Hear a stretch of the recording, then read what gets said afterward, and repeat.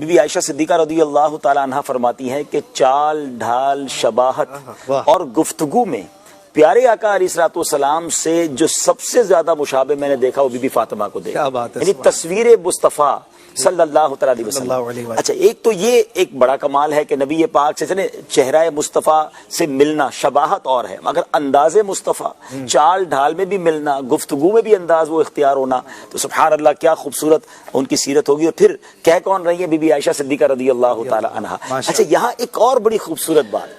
یعنی سرکار علیہ الصلوۃ والسلام کی ازواج اور باقی فیملی ممبر کے درمیان، حالانکہ بی بی عائشہ کی وہ تو بیٹی نہیں ہے نا حضرت فاطمہ، وہ حضرت خدیجہ کی اولاد ہے، مگر جو پیار، جو انداز، جو محبت ان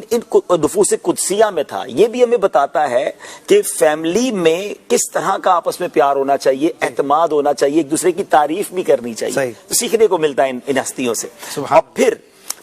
جو انٹریکشن تھا، جو انداز تھا نبی پاک علیہ الصلوۃ والسلام کا خاتون جنت سے، کہ پیارے آقا علیہ الصلوۃ والسلام جب خاتون جنت کے پاس تشریف لے جاتے، بلکہ مولا علی کرم اللہ تعالی وجہ الکریم کا یہ فرمان بھی ملتا ہے کہ کوئی دن ایسا نہیں گزرتا تھا جب نبی پاک ان کے گھر نہ جاتے تھے، اور جب پیارے آقا علیہ الصلوۃ والسلام جاتے تو اپنی جگہ سے کھڑی ہو جاتی، پیارے آقا کا ہاتھ چومتی اور اپنی جگہ بٹھاتی۔ اچھا، یہ تو چلے بیٹی کا ایک انداز ہونا چاہیے والد کے ساتھ، مگر جب نبی پاک علیہ الصلوۃ والسلام کے پاس بھی تھی تو کونین کے والی، رب کے حبیب میرے آقا کھڑے ہو جاتے تھے اور خاتون جنت بی بی فاطمہ کا ہاتھ چوم کر انہیں اپنی جگہ بٹھاتے رضی اللہ تعالی عنہا۔